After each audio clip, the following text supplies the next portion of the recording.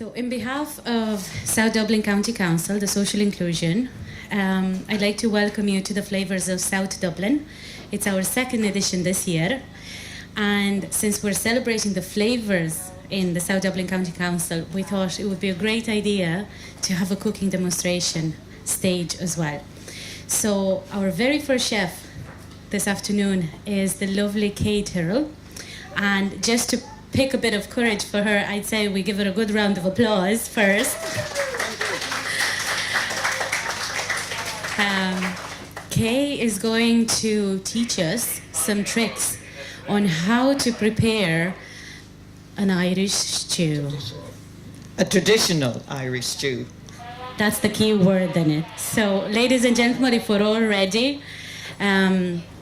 we're going to handle the stage now to Kay. Okay. But the main thing is to get the lamb with a little bit of bone in it, that it gives you a little bit of flavour. Okay? So I put it on here to boil.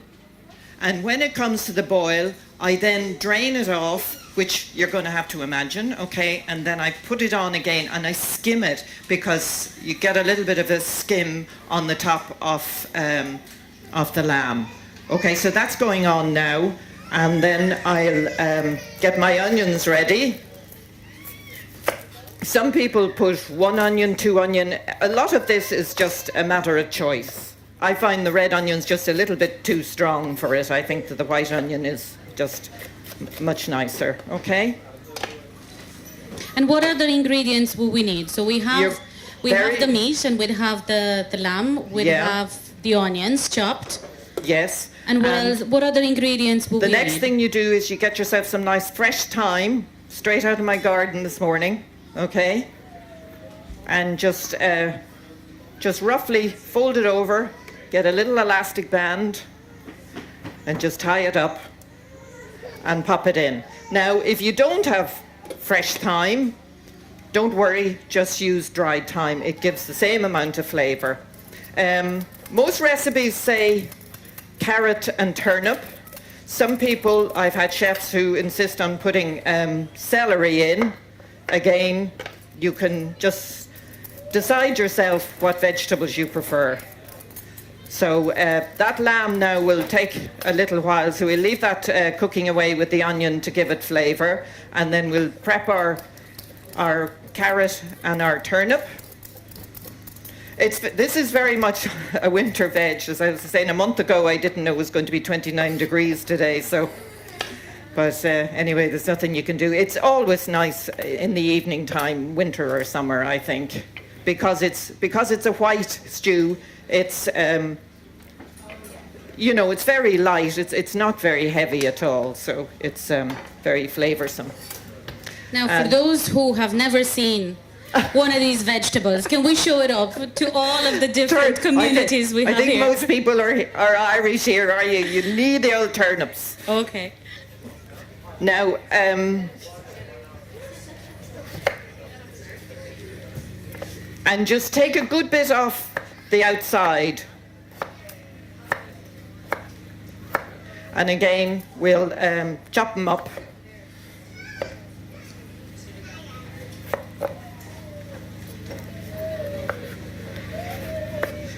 This doesn't, sorry. No, go on.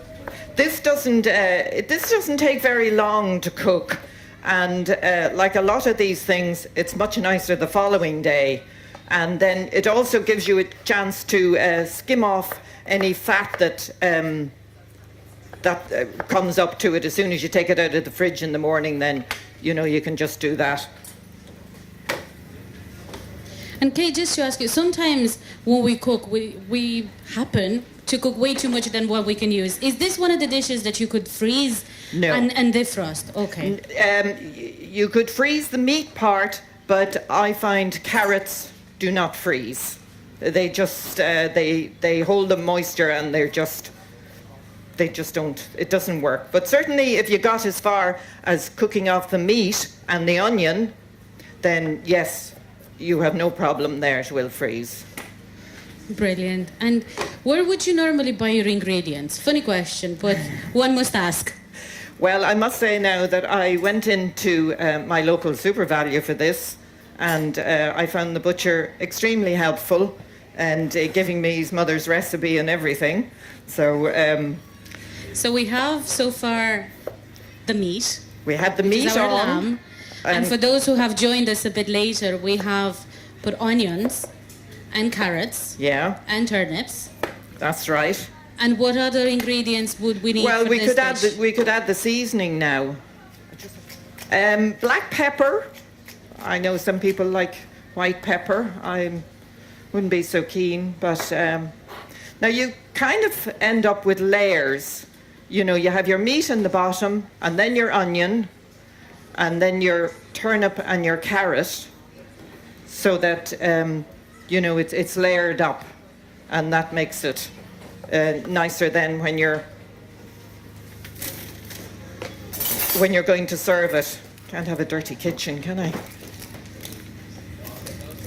Now, while our pot is boiling and our traditional Irish stew is on the way, I'd like to ask you this, Kay. Are there any do's and don'ts? With any dish, there's always the one wrong thing that you're doing and the dish is gone. Is there any do's and don'ts when you're cooking a traditional Irish stew? Or it's one of those comfort foods that you can just plain sail away through them?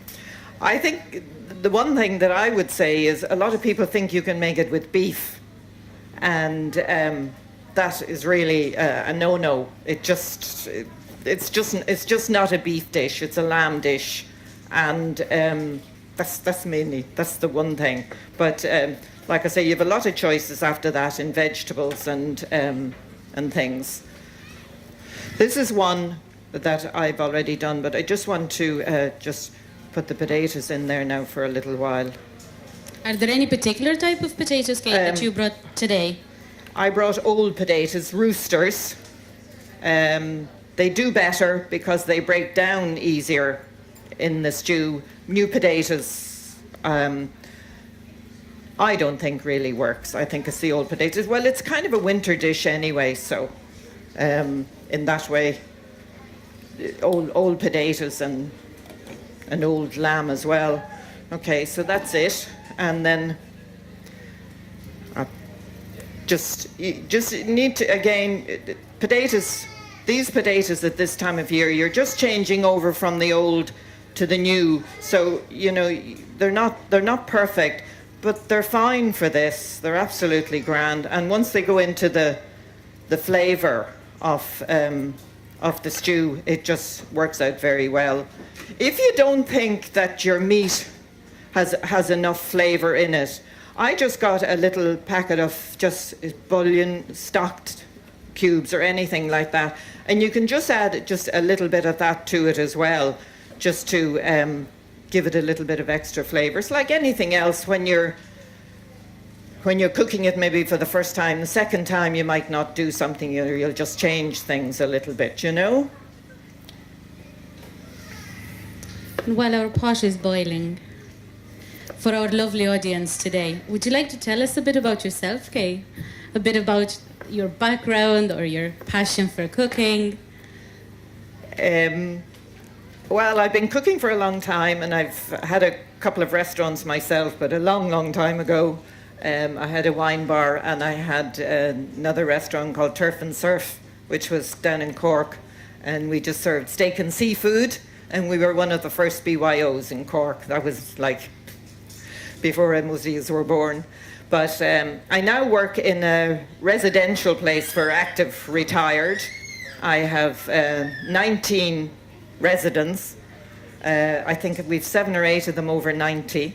So the kind of food that I cooked for them are all the old recipes. They love all the old, particularly the desserts, Queen of Puddings and bread and butter pudding and all those old things, apple charlotte and everything else. They love all those things. So that's the type of cooking I like. It's very much a little bit of this and a little bit of that. It's not, you know, very,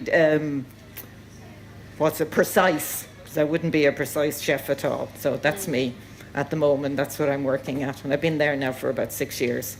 Brilliant, brilliant. And if it wasn't for the traditional Irish recipes, what other cuisine would have your heart close to it? I like, obviously I like light food. I would, you know, a lot of stir fries and things like that that I just think are very easy to digest.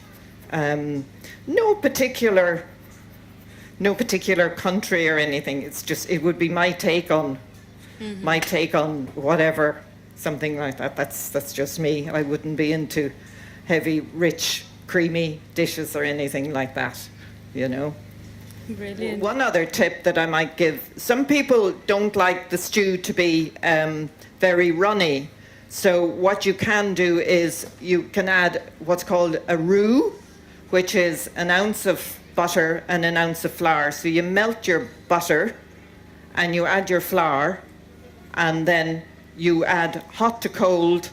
You know, if your stock is hot, you have to add cold, or else you leave it cold, and it'll harden up as well. And just add a little bit of stock in and keep stirring it, and you basically make a small sauce, and then add it back to the pot, and it won't be just going all over the place. Then it'll be much easier to serve, and much, probably a little bit nicer to eat as well.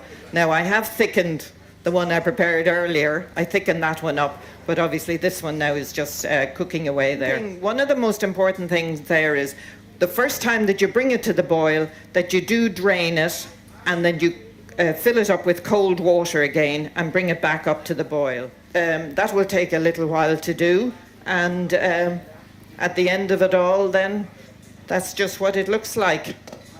Brilliant. Kay, you've been really, really wonderful to be so patient with us and start from scratch, because not everybody would have cooked a traditional Irish stew before.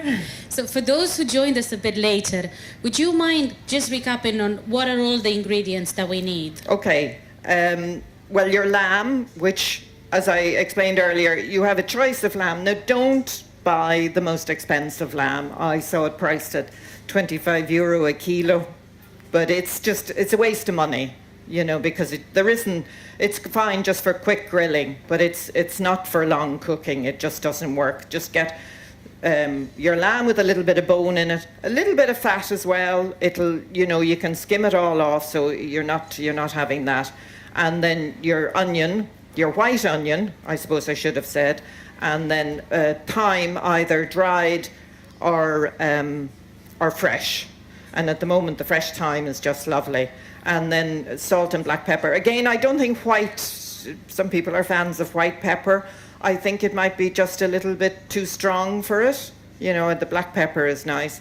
And then carrots, turnip or celery, all around the same size. And then the potatoes now I just cut up and I kind of quartered, you know, just about that size. But again, some people like to slice it and put it around the top, and then they can just put it into the oven. So, you know, you're not watching it there, and it's lovely then to lift out onto the table, and that makes it look lovely as well. So, in that way it's nice. Now, I just need another few minutes now for those potatoes to come up. Would this cook for about 4 people? Oh, yes, absolutely. I think... yes, my recipe is for around 500 grams. That's a pound. Yeah. You know, 4 ounces of meat is quite sufficient. You know, just have it up again. But again, like I say, it's a little trial and error as to, you know, because vegetables between new veg and old veg makes a difference. I mean, the new carrots now, they just cook in jig time, whereas the old ones take a little bit longer, you know, so it's like any recipe, you just have to try it out, don't you? Okay, I'm just going to, I just have a small serving plate here that I'm just going to put it out, and I'll just show you how I like to serve it. I do this quite often for my residents, and they're always very fond of it.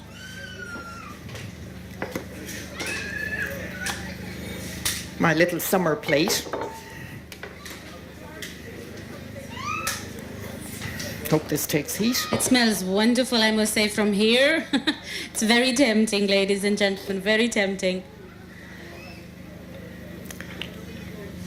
Now, when you're serving it, if you put the meat down at the bottom, okay? And you can see now it's kind of rough with the bone still in it. And then just put your veg over the top, and then the potatoes last all the way around. A little bit of the juice. And then just a little bit of parsley on it. 1980 style, as my chef friends say. And that's it. The magic is done. Thank you, Kay. Thank you. Okay. Now, for those of you who would be tempted to try, please come forward and let's find yourself some forks and have a little sample of our traditional Irish stew, not just any Irish stew. So once again, thank you very much to our lovely Kay Tyrrell for all her hard work I'll put today. some onto these plates now, that's what I'll do. And thank you all of you for joining us.